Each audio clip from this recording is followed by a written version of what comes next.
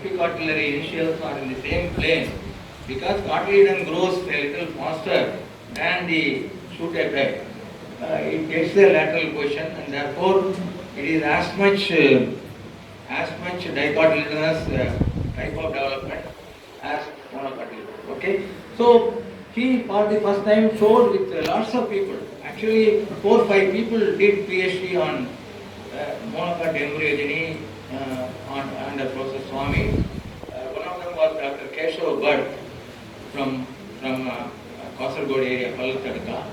In fact, I was there last week to attend Professor Swami's centenary celebration. Pallathadka just organized, Keshav Bhatt is no more. They organized a workshop on Professor Swami there last week. Okay. He was one of them. Dr. Lakshmanan was another. Dr. Parameswaran was there. Okay. These are people who worked on monocot embryos. And Parameswaran also worked on Gillobel endosperm. And Gillobel endosperm is the third type of endosperm, cellular, nuclear, and Gillobel. And one very interesting aspect about Professor Swami is that when he selects a student, only 13 people have been handpicked by him for doing PhD. So many people approach him for registering under Professor Swami, but he had handpicked only 13 people. I was fortunate to be the last handpicked student. And whenever somebody joins, he used to give them not only a major subject for PhD work, but also at least half a dozen additional work. Some will be reviews, some will be involving actual experimental work or laboratory work. And when I joined, actually, he gave 7 problems to me, and one of the problems was for my PhD. Okay, he wanted me to work on 7 problems, not one. One was on PhD, for PhD, and before selecting me, actually, he called me once during the May of 1966 when I finished my MSc. I went to help one of my teachers in the herbarium. So he came to the herbarium and asked me to follow him to his room. So I went to him, and then he said, Krishnamurthy, you are going to join me for PhD, but on one condition. Sir, I am very happy to join under you. Although I had at that time an invitation from the Torus Research Institute here to work on Sandalphite, and also from Sadasivan to work on viruses, I prefer to work with Professor Swami. Okay. Then he said, on one condition, I will take you as a PhD student. He gave me a book that he recently received from one of his friends on Wexstrom's growth and development in plants, written by one Romberger. Okay. And he said, this book contains your PhD problem. Okay. You take 15 days to read this book. And if you come up with the right problem which I have selected for you, after reading this book, then I will take you. Otherwise I won't take you. So after 15 days of reading very carefully, I was not sure whether I had selected the correct problem which is in his mind. I went with 6 problems. Okay. Then he was so happy.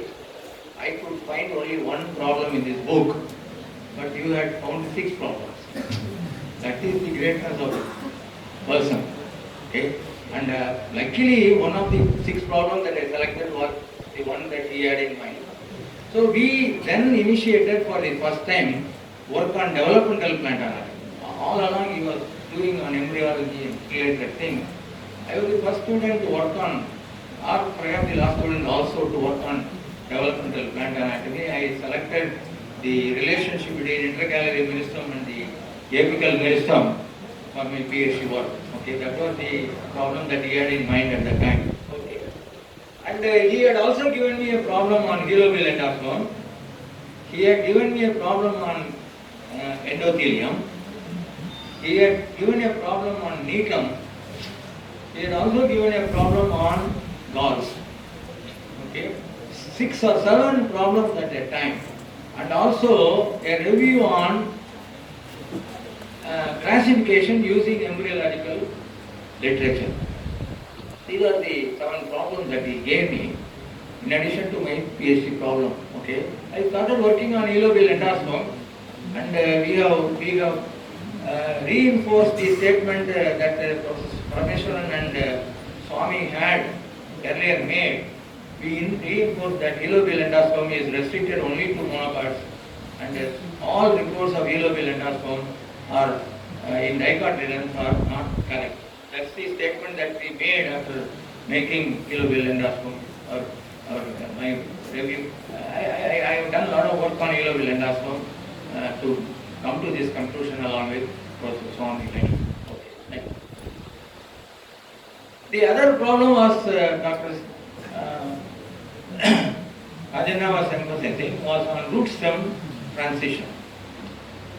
You must have seen this figure from Eames and McDaniel's book, the 4 categories. I have not put the 4th category. The three categories of root stem transition.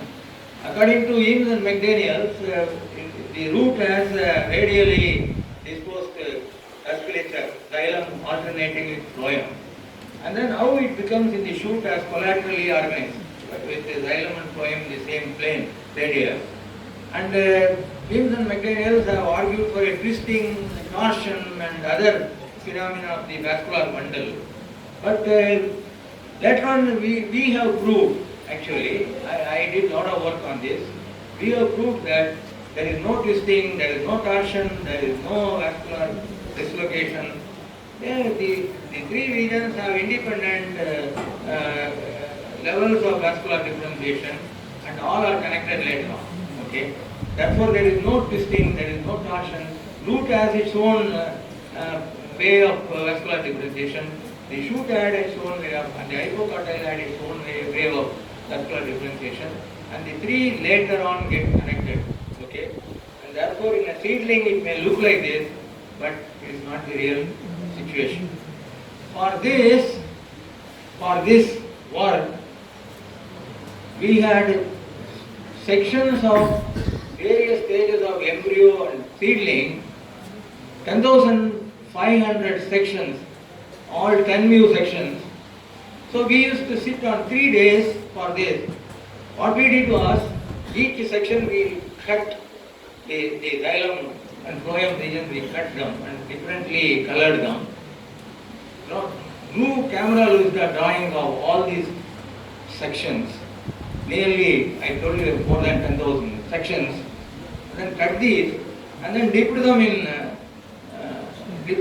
wax, okay, and then melted these and then joined them all these sections together, and then found that there is no twisting and torsion. But I tell you, this has taken us several days of microtoming, several days of cutting the sections into bits, and then several days of joining them together and coming to an interpretation. On all these days, he was with me, okay, the whole time. Okay. So, but you have to catch Professor Swami at the right time. That's the very most important thing. Because he had lots of interest, he will not bother if you go and approach him with a botanical problem. He will not listen to you at all. He will turn a deaf ear to you. Every December I used to avoid him because he used to go to the music festival. Okay, so December is out of. So I never go to him in December because even if I go, he will not listen to me. Another month, he was interested in archaeology. When he was interested in archaeology, he won't come to botany. When he was interested in history, he won't come to botany. When he did Tamil and Kannada literature, he won't come to botany. So sometimes all other students did not know how to tackle him. I was the one who knew how to tackle him. Okay. So what I used to do is, those times there was no photocopying. So I used to carbon copy my articles for publication. And then I used to have 8 or 10 copies with him. His normal excuse to other students was that, oh, I have lost it somewhere, you gave me, sorry. So this man has to go and again do. But what I did was, I knew all these people's experience. So I took 7, 8 copies. When he says that I have lost it, sir, this is another copy, take it. Then after 3, 4 days, I'll ask him again. No, I have misplaced it somewhere. Then I will give him the next copy. This is how I got work done by him. Okay. And about, I have the maximum number of research publications with him. 28. At the time I left Presidency College, I had the most number of botanical publications with him because I knew how to tackle him. That's clear. So the other people didn't know. Many of them did not have even 1 or 2, 3. Keshav Bhatt, for example, did not have even a single publication. Right? That's the way to tackle. See, I know that he is interested in so many things. Okay, so we should approach him at the right time. When he can listen to us, we have to approach him. That's the thing that we have to follow. I have followed. Okay,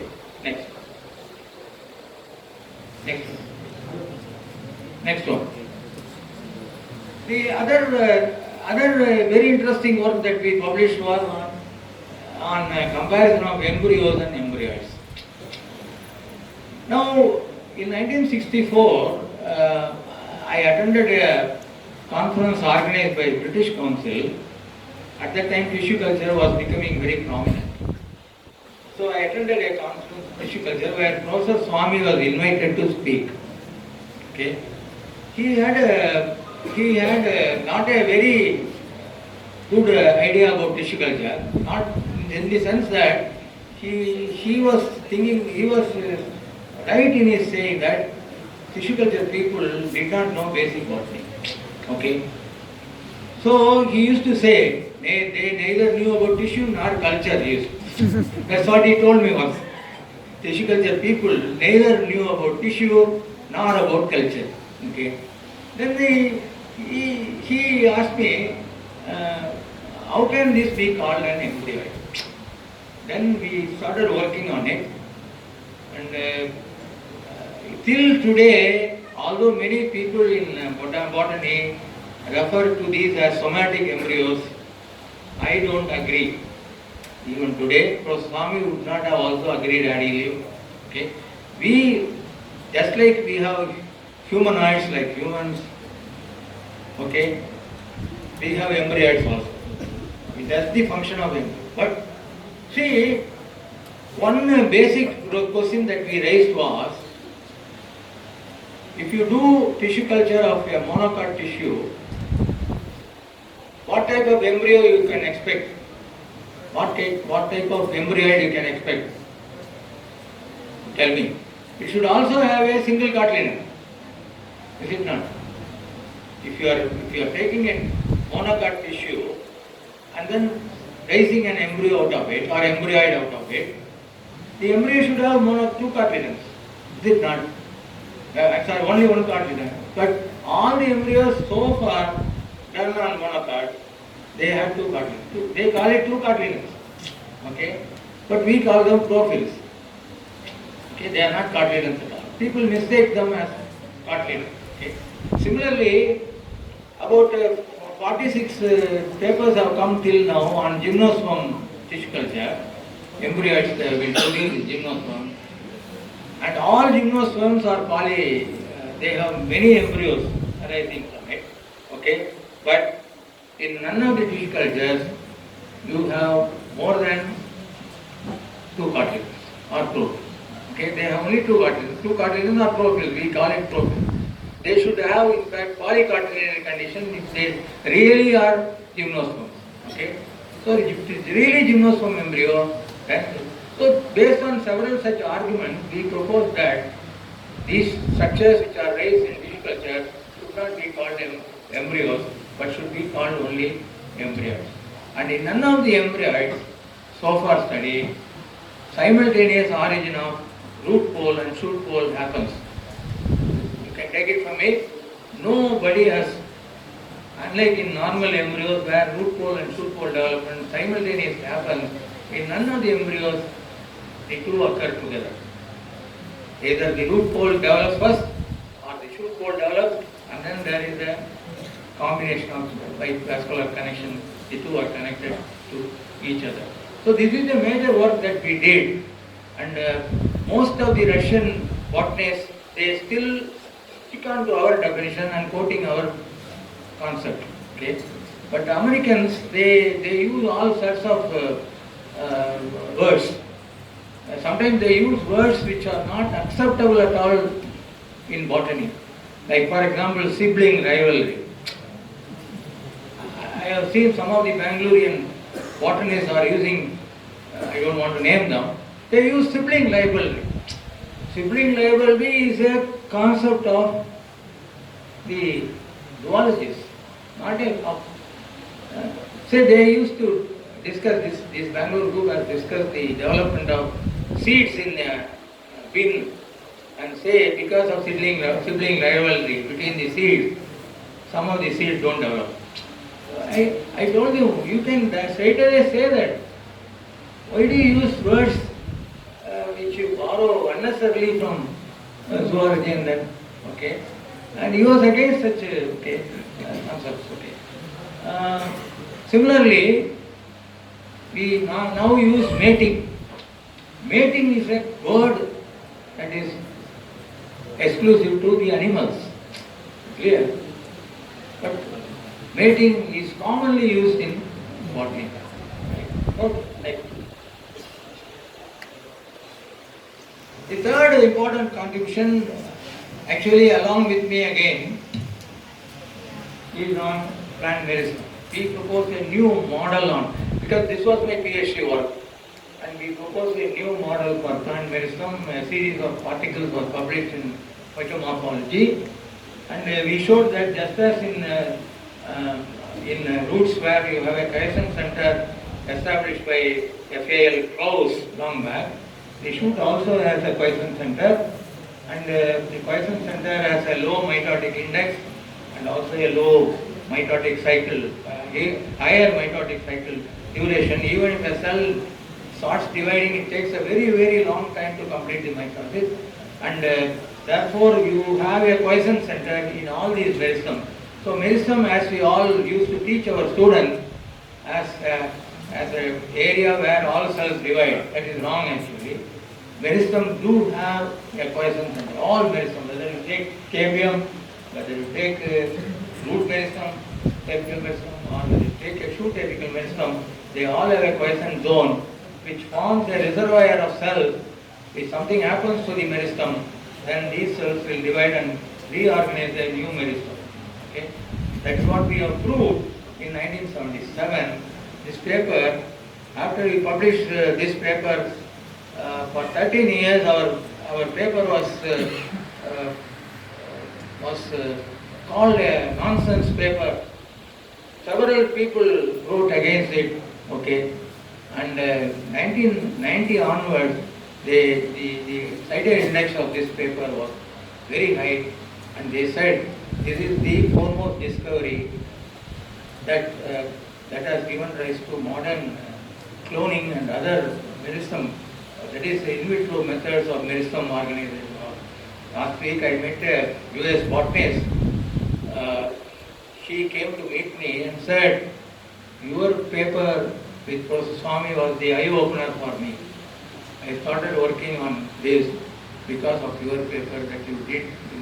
So some papers initially may get a wrong signal, but if there is truth in it, it will always prevail. That's what this work of ours shows. And we also trace the quiescent center of shoot apex from epiphysis.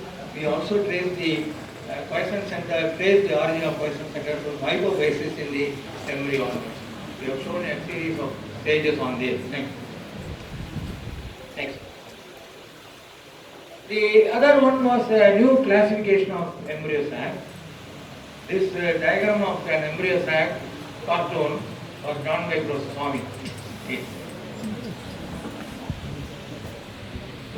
to show that the three poles of the embryo, rather two poles in the central region, are having different electrical and other fields, polarized fields. Okay, and the antipodal end has a different polarization. The micropolar end has a different set of polarizing clusters. The central region was sandwiched between them. Okay, and this was published along with this. Okay, the phytomorphology people refused to take this cartoon. Okay, saying that they will not accept. Professor Swami was adamant. You don't accept, return our paper. Okay. Then what happened was they allowed him to reprint the paper along with this figure later on.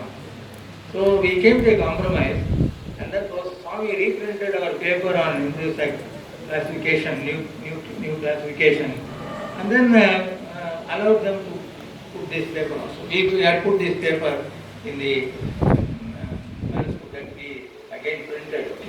Okay. So we had a we avoided the complicated Maheshwari classification, stars classification of embryo.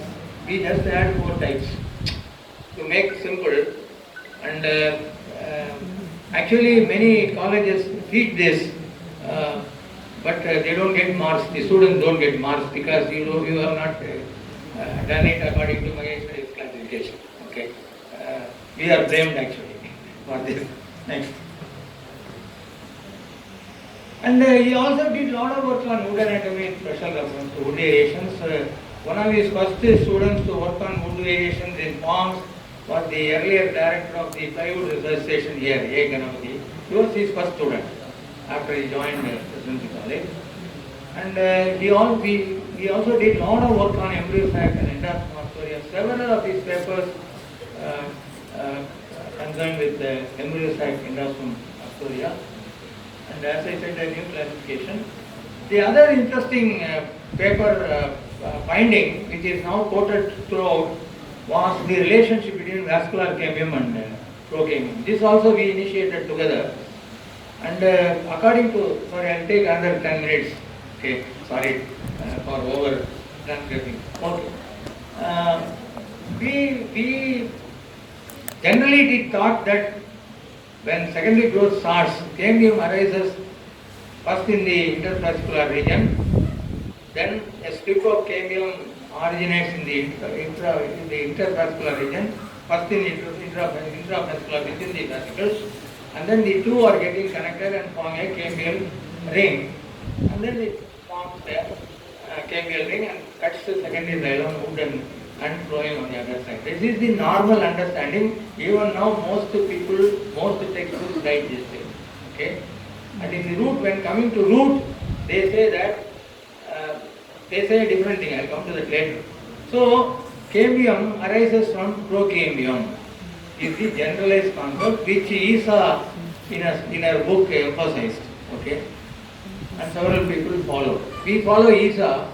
And once I asked him, sir, Isa has told like this. He said, Isa is not infallible. Isa can also make mistakes. That's the same word he used. Isa is not infallible. So we started working on it and then proved that in all places, procambium is not at all involved in the formation of vascular cambium.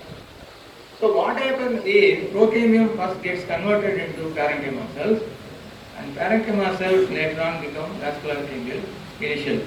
So we compared the features of procambium as reported in literature and features of cambium on one side, and also on the other hand we compared the features of parenchyma and then compared with the features of vascular cambium and found that none of the procambial features are present in the vascular cambium except division. Okay, whereas we have lots of similarities between procambium and vascular cambium, excepting that normally parenchyma does not divide. Okay, but we have shown that they do divide and become the vascular cambium, and in all cases you go and examine. We have 2 papers on this. Anybody can refer to Swami and myself on the relationship between slow cambium and fast cambium. The other one is on aim and scope of plant morphology. This is a series of 3 papers which he made with Professor Perisamy, one of my seniors, and they have explained how plant morphology should be really used and how it should not be used. Okay, do's and do nots with plant morphology. And this formed the crux of his lecture. When he received the Birbal Sawhney medal, he gave a lecture on malady of plant morphology. That was the title of his lecture, Birbal Sawhney medal lecture, malady of plant morphology. What ails the plant morphology? And unlike other lectures, it was only with verses. It is not with prose. Okay? I have seen for the first time a botanical lecture made by any botanist in the world with only verses clear. And that was his lecture in Birbal Sawhney. And some of the verses, I could not get the whole paper. Some of the verses I have given to Madam Sailaja. You can get it from her. Okay? Some of the verses like somehow manage and get it. Next. Now, he has also worked on history of botany in India, Journal of Indian. So, Spigway Soma he has done, one on Salaviksha he has done, the one on maritime clerk he has done. Okay, he started that. Unfortunately, he could not complete most of his papers on history of science because he died earlier than he expected. He also did a lot of work on Needham. Some work also we have done together. And the only botany book that he published was ours. The book on cover to fruit. This was published by Tata McGraw-Hill in 1980. Unfortunately, this book he could not see when he was alive. And he died before the book actually got released. Okay. The other book I was referring to, my contemporary botanist.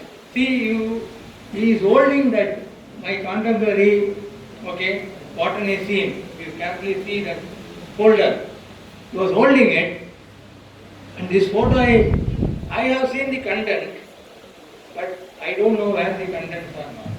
Okay, this was not in public, but definitely it was done by him, and I don't know who has it in his possession.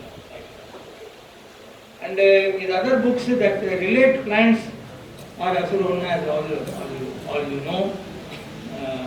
Bodhain Padele is one Tamil book that he has written. That's the only Tamil book actually. Bodhain Padele means the path of hallucination. Okay. Diary of a botanist. Okay. Next. And also botanical motifs for designs in textiles. 3 exhibitions he conducted, sponsored by Nalli, one, and Madurai Kamaraj, one. He had made extensive images from plant anatomy and then put them on saris, kurtas, and others. Okay, next. And I think I will conclude my talk with this. One verse that I most enjoyed in his address to the Indian Botanical Society when he received the Birbal Sawhney medal. A sample poem is given, and this relates to modern biology being given importance in preference to classical biology, especially morphology. Okay, the experts meet in kitchen terrain with thunder, lightning, all in vain. Okay, such a brilliant specialized wit, making of all things perfectly fit. Their chorus blaze the new refrain. Throw morphology into the drain. Throw morphology into the drain. Okay. We chop dead wood from botany tree and inject life on afresh all three. Lumpy dole of physics limb. So it had a physics limb. Okay. The compound organism. Now morphology is a compound organism with a physics limb. Okay. pickled chemistry thumb, okay, and sliced out bits of physics tail with organic enzyme, okay. Physical chemistry digits for physical chemistry and formulae tidbits. Okay. And poison fangs of mathematics and toads of statistics, toad of statistics, nits and bits of dynamics, bits of electronics, nuts and nails of computer, data cards in spotter, pouring tons of DNA mixed with RNA, spices from borderlands, flavors of outlandish lands, bubble, double, full of froth. Botanists, come ye, drink the broth. Okay. Thank you for your patience, listening. Thank you so much. Sorry I have taken more time than what you gave me. Thank you so much.